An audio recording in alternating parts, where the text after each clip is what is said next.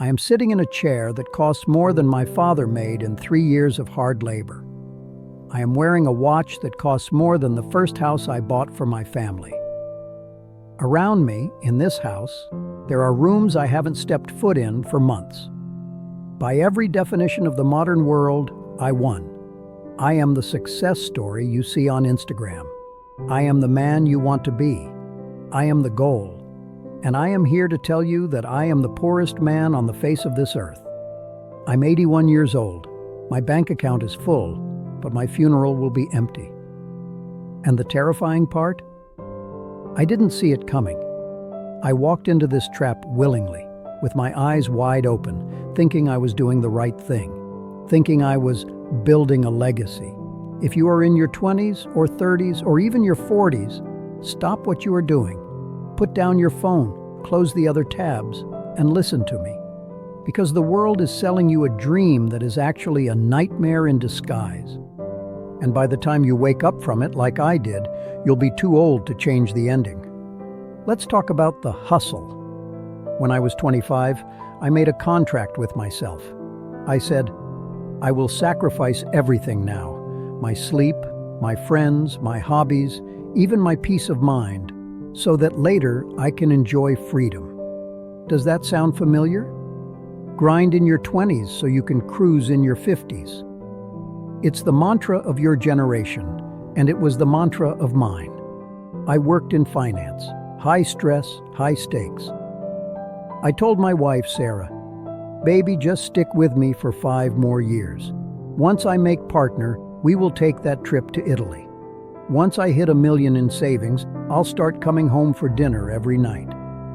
I believed it. I genuinely believed I was doing it for her. I was the provider. I was the hunter bringing home the kill. I thought love looked like a paycheck. I thought being a good father meant paying for the best private schools, even if I missed the school plays because I was on a conference call in Tokyo. But here is the mathematical error in that logic. It's a flaw so subtle, you don't see it until the damage is done. The error is this: you cannot pause time. You treat your relationships and your happiness like a bank account. You think you can deposit sacrifice now and withdraw happiness later with interest. But life doesn't work like a bank. It works like a candle. You are burning the wax every single day, and you can't get the wax back. I got the promotion. And you know what happened? I didn't slow down. I sped up. Because now I had to maintain that status. The house got bigger, so the bills got bigger, so the pressure got bigger. The 5 more years turned into 10, then 20, then 40. The turning point. The silence. 6 years ago, my wife Sarah passed away. It wasn't sudden like a heart attack. It was a slow decline, cancer. And do you know what haunts me? It's not that she died. We all die. It's what she said to me 3 days before she passed. She was lying in the hospital bed. The best private room money could buy, of course. I was sitting there holding her hand, checking my email on my other hand. Force of habit. She pulled my hand away from the screen and whispered, John, you were always a good provider, but I missed you. I missed you for 40 years. That sentence broke me. I missed you. I was there. I was in the house. I was paying the bills. How could she miss me? But then I looked back. I remembered the anniversary dinners where I spent half the time complaining about my boss. I remembered the family vacations where I stayed in the hotel room to put out fires at the office. I remembered my son's graduation where I was physically present but mentally rehearsing a speech for a shareholder meeting. I wasn't there. I was a ghost. I was a wallet with a pulse.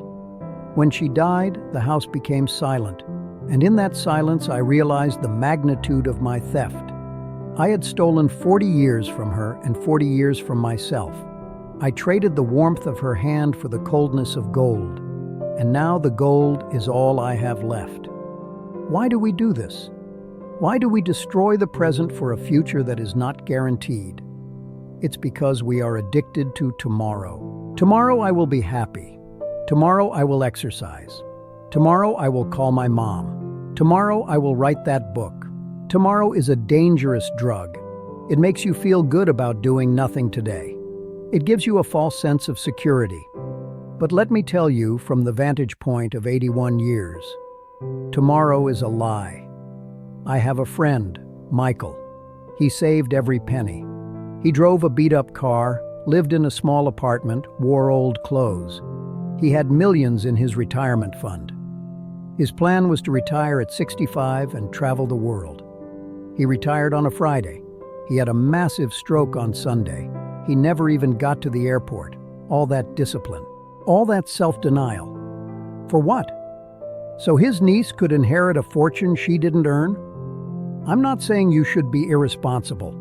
I'm not saying blow your money on nonsense. I am saying stop delaying joy. If you love the smell of coffee in the morning, sit down and drink it. Don't rush it. That is life. If you have a friend you haven't seen in a year, call them today, not next week. Today. If you want to paint, paint bad art this weekend. Don't wait until you retire to take an art class. You are not a machine designed to produce economic value. You are a human being designed to experience the world. The problem is, nobody tells you what enough looks like. Capitalism is designed to make you feel like you never have enough. The iPhone 15 comes out, and suddenly, your iPhone 14 feels like garbage. You get a raise, and suddenly your car looks cheap compared to your boss's car. I spent my life chasing more prestige, more power, more equity, but more is a horizon. You walk towards it, and it moves away. You will never catch it. I wish I had learned the power of enough. If you have a roof over your head, food in the fridge, and someone who lights up when you walk in the room, you are richer than I am right now.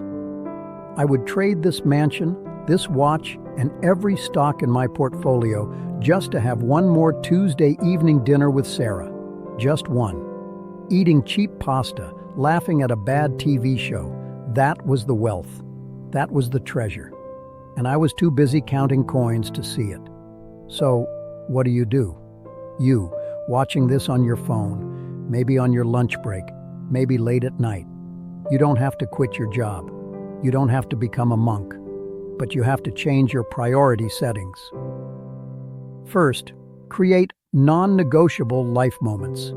Put them in your calendar like you put your work meetings. Dinner with family is a meeting. The gym is a meeting. Reading a book is a meeting. If your boss asks you to stay late and you have that meeting, you say no. You have a prior commitment. The commitment is to your life. Second, stop buying things to impress people. Nobody cares about your car. Truly. They care about how you make them feel. Spend your money on experiences, on travel, on learning, on gifts for people you love. Those memories solidify. Material things rust. Third, ask yourself the deathbed question. When you are faced with a decision, taking a new job, moving cities, ending a relationship, ask yourself, when I am 81, sitting in my chair, which choice will I regret not making? Fear usually tells you to play it safe. Regret tells you to take the leap.